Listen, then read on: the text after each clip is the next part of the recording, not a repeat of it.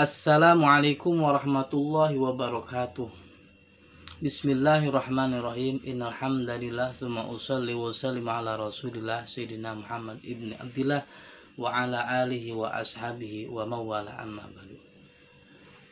Pertama-tama marilah kita panjatkan puji dan syukur kepada Allah Subhanahu wa taala yang telah memberikan kenikmatan kepada kita semuanya. Shalawat dan salam semoga kita curah limpahkan kepada Nabi kita Nabi Muhammad SAW, dan tak lupa kepada keluarganya, para sahabatnya, para itba'ut tabi'in, dan termasuk kepada kita semuanya. Mudah-mudahan kita semuanya diberkahi oleh Allah Subhanahu wa taala, dijembarkan rezekinya, hatinya dilapangkan, dan mudah-mudahan kita juga dilindungi oleh Allah Subhanahu wa taala. Amin ya Allah ya rabbal alamin. Para sahabat dimanapun berada, untuk video kali ini saya akan memberikan tips ya, untuk para sahabat dimanapun berada, yaitu tips bagaimana agar usaha kita diberkahi oleh Allah Subhanahu wa taala. Dan mudah-mudahan usaha kita, pekerjaan kita yang kita sedang laksanakan, yang kita sedang lakukan, mudah-mudahan usaha kita diberkahi oleh Allah Subhanahu wa taala. Maka di sini ada beberapa tips para sahabat supaya pekerjaan kita diberkahi oleh Allah Subhanahu wa taala, sebagaimana saya menemukan keterangan dalam kitab Tanbihul Ghafilin halaman 166, sebagaimana dijelaskan oleh Al-Imam Al-Faqir rahimahullah, Al-Imam Al-Faqir Al-Faqih rahimahullah taala. Di dalam kitab di sini dijelaskan, man arada ayyakuna kasbuhu tayyiban fa alaihi ayyahfadhu khamsata asya. Barang siapa yang ingin kasabnya, usahanya, pekerjaannya thayyiban, baik dan diberkahi oleh Allah Subhanahu wa taala, fa'alaihi ayyahfadhu, maka tetapilah laksanakan, lakukan, amalkan, dan harus dijaga, yaitu 5 perkara, khamsata asya, 5 perkara. Yang pertama yang kita harus lakukan, kita kerjakan, dan kita harus rawat, jaga 5 perkara ini adalah awwalu wa alla yu'akhiru syai'an min faraidillahi ta'ala li ajlil kasbi wa la yudkhila an-naqsa fiha. Artinya, jikalau kita ingin berkah usahanya, pekerjaannya baik, diberkahi oleh Allah Subhanahu wa taala, yaitu yang pertama, tidak boleh mengakhirkan sesuatu dari kewajiban-kewajiban Allah Subhanahu wa taala.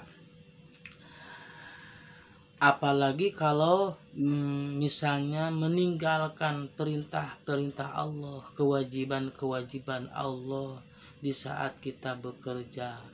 Misalnya contoh, kita sebagai tukang dagang, saat kita berjualan dagang meninggalkan, mengakhirkan perintah-perintah Allah, apalagi misalnya meninggalkannya perintah Allah, meninggalkan sholat 5 waktu, maka tidak akan diberkahi oleh Allah Subhanahu wa taala.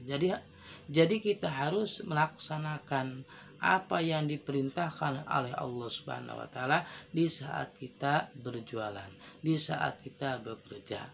Sholat 5 waktu kita laksanakan, jalankan.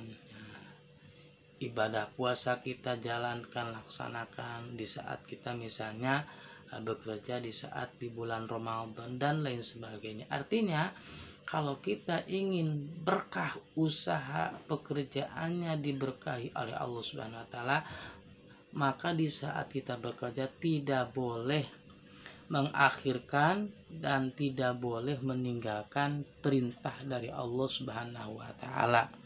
Wabil khusus Nah, kita tidak boleh meninggalkan sholat 5 waktu. Maka yakin insya Allah usaha kita, pekerjaan kita akan diberkahi oleh Allah Subhanahu wa Ta'ala.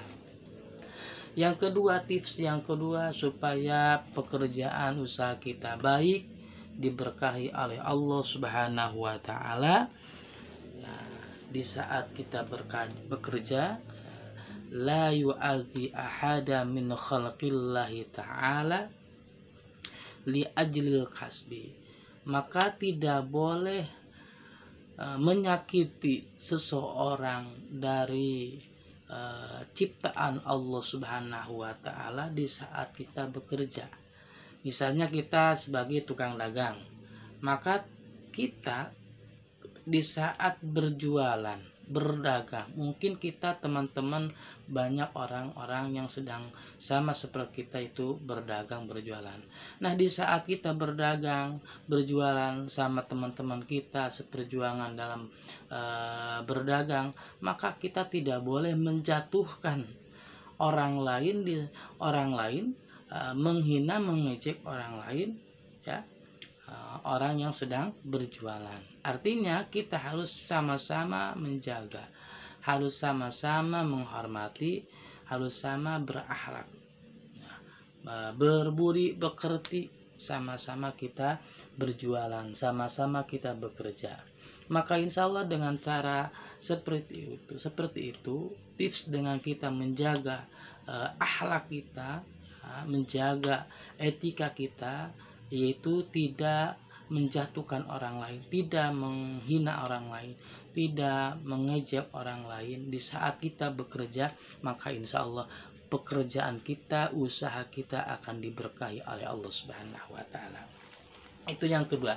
Tips yang ketiga,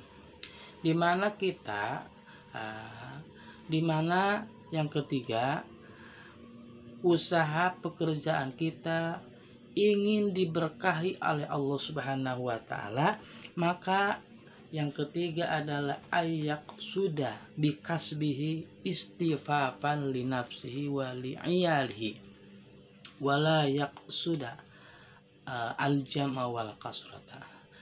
Artinya, ketika kita akan bekerja, ketika kita akan pergi ikhtiar usaha, maka alangkah yang pertama kita harus lakukan adalah harus mempunyai niat yang baik, harus mempunyai tujuan yang baik. Apa tujuannya? Yaitu tujuannya untuk menjaga diri kita dan keluarga kita. Tidak boleh kita di saat kita bekerja usaha mempunyai tujuan, mempunyai niat ingin mengumpulkan harta, memperbanyak harta yang tidak bermanfaat. Artinya kita itu harus mempunyai niat yang baik, semata-mata bekerja kita itu untuk menjaga kebutuhan kita, menjaga kebutuhan keluarga kita, supaya kita tidak meminta-minta kepada orang lain. Dan harta yang kita cari dari pekerjaan kita, ya kita harus bisa dimanfaatkan, ditasarufkan dengan jalan yang baik. Maka insya Allah niat kita bekerja dengan baik, menjaga diri kita, menjaga untuk keluarga kita, supaya kita dan keluarga kita tidak kelaparan dan tidak minta-minta terhadap orang lain, maka insya Allah usaha pekerjaan kita akan selalu diberkahi oleh Allah Subhanahu wa Ta'ala. Tips yang keempat, supaya pekerjaan kita diberkahi oleh Allah Subhanahu wa Ta'ala, yaitu alla yajhida nafsahu.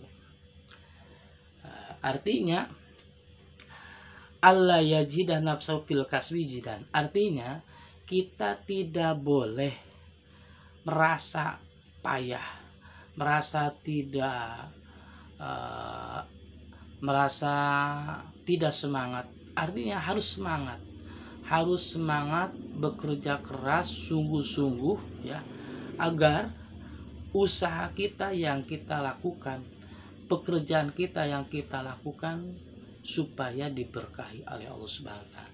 Dan insya Allah pekerjaan kita akan sukses.